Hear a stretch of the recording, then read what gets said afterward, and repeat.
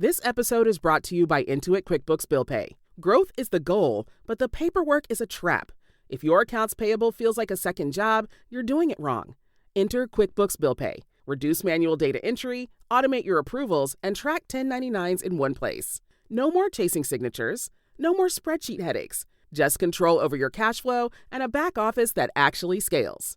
Automate your accounts payable today at quickbooks.com/billpay.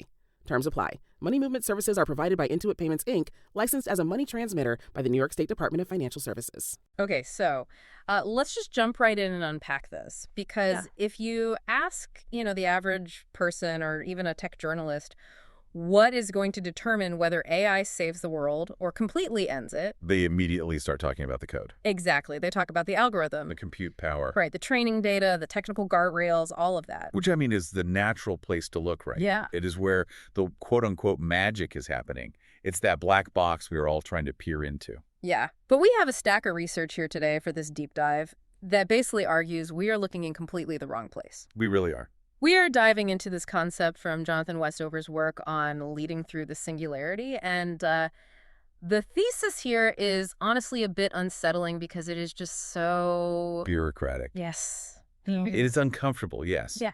Because it shifts the focus entirely. The central argument isn't about Python scripts or GPU clusters or anything like that. Right. It's that the real kill switch for humanity, the thing that will actually decide our fate, might literally be an HR policy. Which sounds completely ridiculous when you say it out loud. We are worried about Skynet, and this research is talking about performance reviews and org charts. It sounds totally mundane, but if you dig into the logic, it is actually profound. How so? Well, the research argues that technical alignment, which is getting the AI to do what we actually want it to do, is physically impossible without organizational alignment. Okay. Because if the human system building the AI is broken, if the culture is toxic, or if the communication lines are just clogged, the digital system doesn't stand a chance. So effectively, this is the ultimate people problem, just disguised as a math problem. That is exactly it. People management isn't just some support function in an AI lab. Right. It is foundational to AI governance.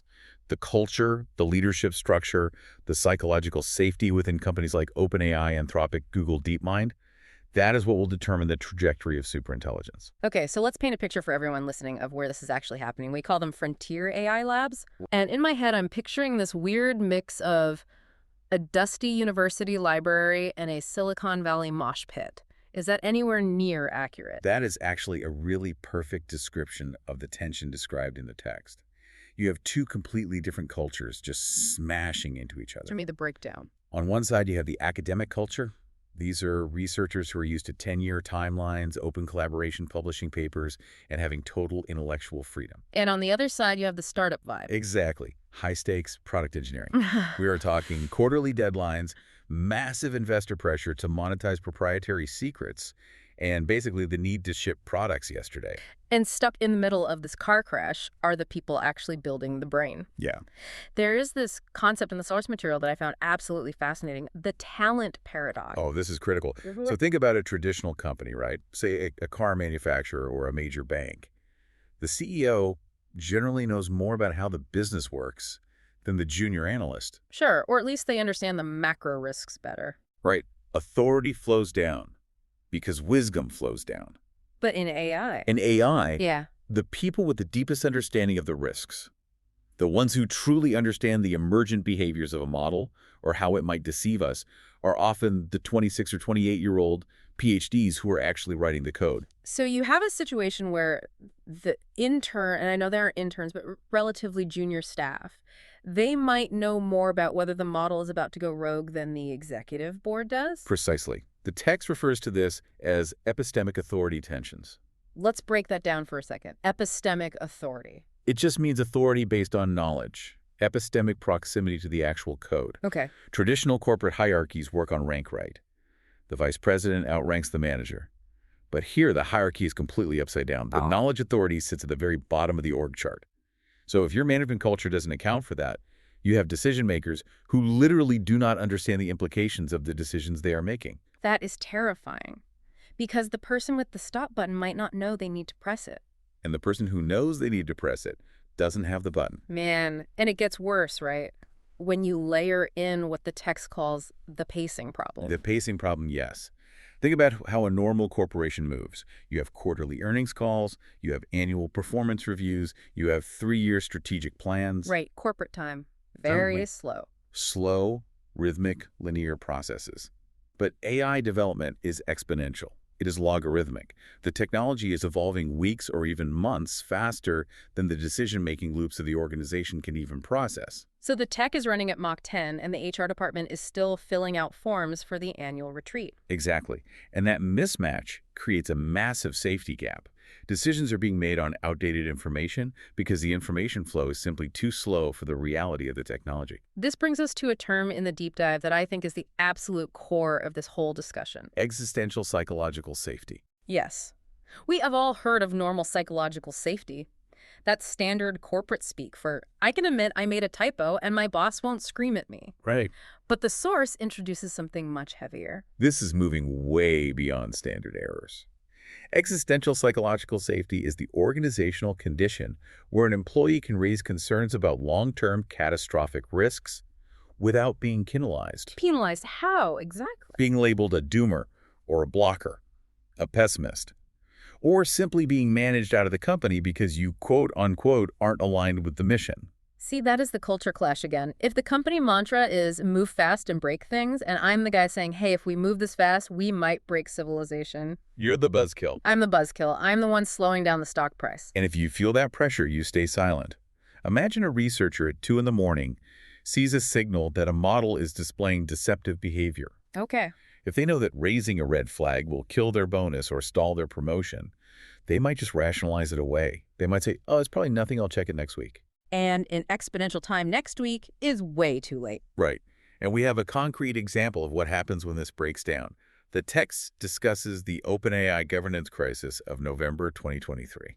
Okay, now just to be clear to everyone listening, we are not here to relitigate the drama of that weekend or pick sides between Sam Altman and the board. No, definitely not. But the source material treats this strictly as a case study in people management failure. It does. And what stands out in the analysis is that the crisis wasn't necessarily about the technology itself failing, but about the communication failing. Structures. Yes, you had unclear decision rights.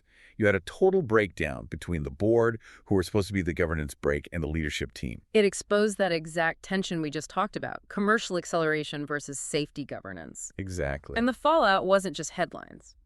The text mentions it led to the departure of several safety-focused researchers. Which perfectly illustrates the fragility of safety culture. You can spend 5 years building a team of the most ethical, safety-conscious researchers in the world.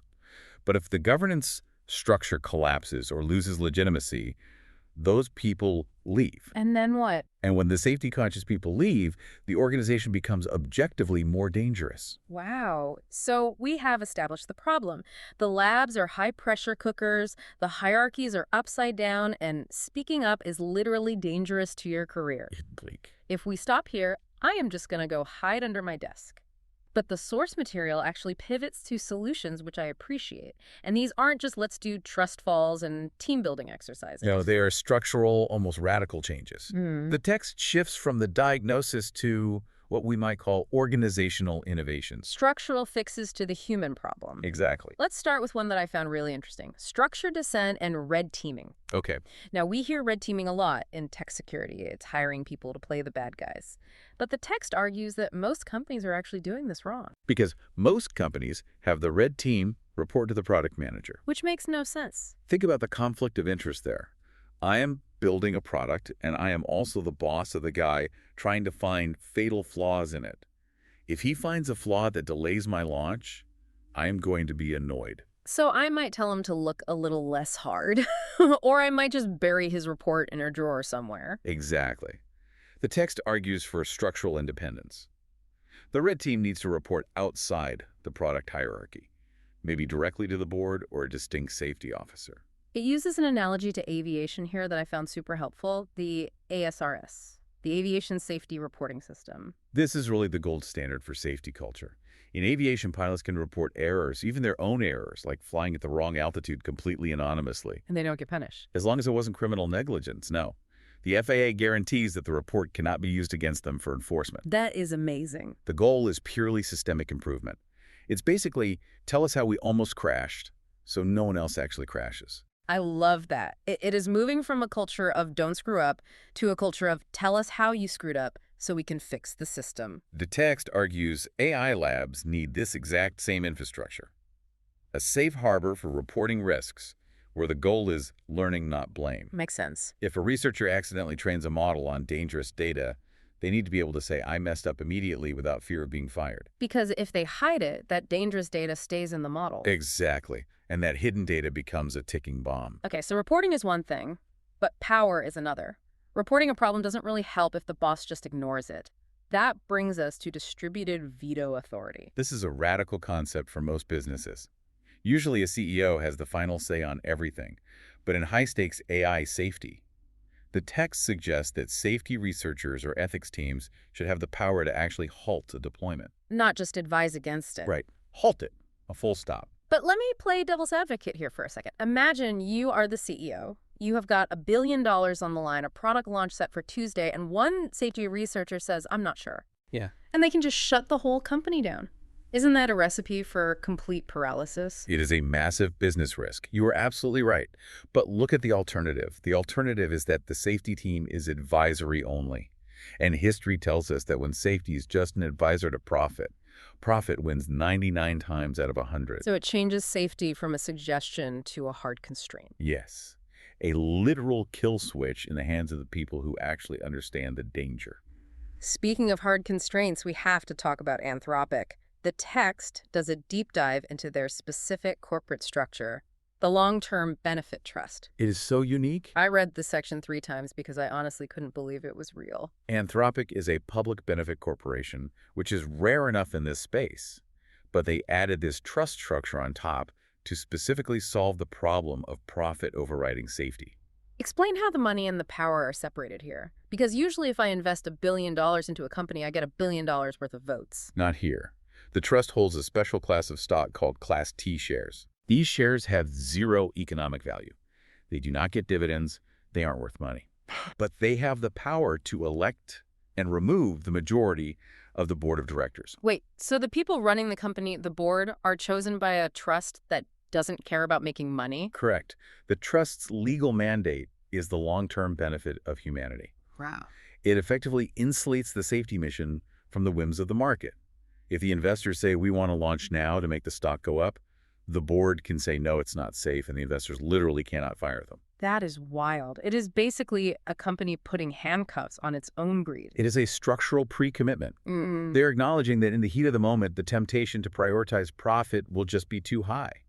So they built a structure that removes that option entirely. Which connects perfectly back to incentives. You can't tell your people safety first and then pay them only when they ship a new product. That is the classic incentive restructuring problem. If I am a researcher and I have stock options that only vest if we launch GPT-7 by Christmas, I have a massive financial incentive to ignore a safety warning. That is just the reality of human behavior. Even good people will rationalize bad decisions if their mortgage depends on it. Exactly. The text suggests countering this with very specific financial tools. For example, long-term vesting schedules. We're talking 5 to 10 years. So you don't get rich quick. You only get rich if the company is still standing and the world is still standing in a decade. And then there's the idea of safety milestone bonuses. I love this idea, but how do you measure it? How do you pay someone for a disaster that didn't happen? It is tricky, but you can pay for the discovery of latent risks. Imagine getting a $100,000 bonus because you found a bug that delayed the launch by 6 months. That requires a complete flip in how management thinks. You delayed the product, here is a massive check. But if that delay prevents a catastrophic regulatory failure or a major safety incident, that $100,000 is the best money the company ever spent. You are paying for the non-event, the catastrophe that didn't happen. I want to pivot back to the human side of this again because there is a term in the text that really hit me hard. Moral injury. It is a really heavy concept. It's usually borrowed from military psychology. Right, soldiers who have to do things that violate their core moral code. But here they are applying it to coders and researchers. Which seems extreme until you think about it. It makes complete sense if you consider the stakes. Researchers in these frontier labs aren't just building a new app for food delivery. They genuinely believe they are building a new species or a godlike intelligence. They carry the weight of humanity's future on their shoulders. That sounds like a lot of pressure for a Tuesday morning stand-up meeting. It is. And if they feel their organization is being reckless, or if they are forced to work on something they feel is deeply unsafe. Or if they see safety corners being cut just to beat a competitor. Exactly. That causes deep, deep psychological distress. It's not just, man, I really hate my job. It's my job is actively endangering the world. And that leads to severe burnout. And crucially, it leads to people leaving the field just when we need their expertise the most. The text argues that protecting researchers from moral injury is a literal safety imperative. You need these people clear-headed and engaged. And one way to protect them, and the world, honestly, is this idea of pre-commitment mechanisms. This one blew my mind. It's the idea of the Mission Preservation Covenant. This is where we see if these companies really mean what they say. A Mission Preservation Covenant is an agreement made in advance. Like a treaty. Basically. For example, an organization commits that if a competitor gets close to dangerous AGI without safety specs, they will pause their own work and share their safety IP with the competitor. Just stop and think about that for a second. That is pure anti-capitalism. Yeah. That is telling your shareholders, if Google is about to blow up the world, we're going to stop trying to beat them and go help them fix their code. It goes against every single instinct of the market.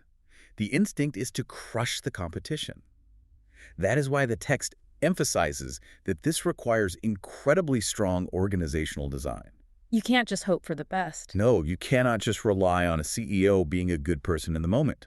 The pressure from investors will be way too high. You need a binding covenant that forces that cooperation. It's like tying your hands to the mast before the sirens start singing. You have to make the decision now while you are sane because you will not be able to make it when the race is actually on. Precisely. And that requires what the text calls epistemic humility. Which brings us to Google DeepMind. The text highlights them for maintaining flat research hierarchies. Yes. The idea is that leaders absolutely need to be able to say, I don't know. In a field this complex and fast-moving, certainty is dangerous. Because if a leader pretends to know everything, the junior staff won't speak up. Exactly. DeepMind's approach encourages the flow of information from the bottom up. It acknowledges that the person closest to the data likely sees the cliff edge way before the person sitting in the corner office. So what does this all mean for you listening to this? We have gone through the problems, the pacing, the upside-down hierarchy, the intense pressure. We have looked at the solutions, the veto power, the trust, the covenants. When you synthesize all of this, what is the core takeaway? The main takeaway is that you cannot build safe AI systems within unsafe organizational cultures. It is impossible. Right. You can have the best mathematical alignment theory in the world. You can have the absolute perfect code. But if your culture silences dissent, or if your incentives prioritize speed over safety, that math is not going to save you. So organizational alignment is the prerequisite for technical alignment. That is the core truth. And honestly, it is empowering in a way. Oh, so? Because while we can't always control the black box of the algorithm because it learns on its own, we can control the structure of the company. We can design better HR policies. We can design better boards. We can rewrite the corporate bylaws. The innovations like the long-term benefit trust or distributed veto authority, those are just as innovative as the transformer model itself. I would argue they're even more critical right now. We are building the machine that builds the future. And the machine isn't just the computer. It's the people and the processes around it. That brings us to a final thought. We want to leave you with a question, something the text alludes to with this idea of pre-commitment. It really is a fundamental question of trust. Right. So imagine you are working at one of these frontier labs. Your team discovers a technology that could, say, solve climate change forever, but it also has a 10% chance of causing a global catastrophe. And you know a competitor is racing to beat you to it. In that exact moment, do you trust your current HR department, your current leadership team, and your current board of directors to make the decision to stop? If the answer is no, then the safety code just doesn't matter. Exactly. Something for you to really think about. Thanks for taking this deep dive with us. Thank you.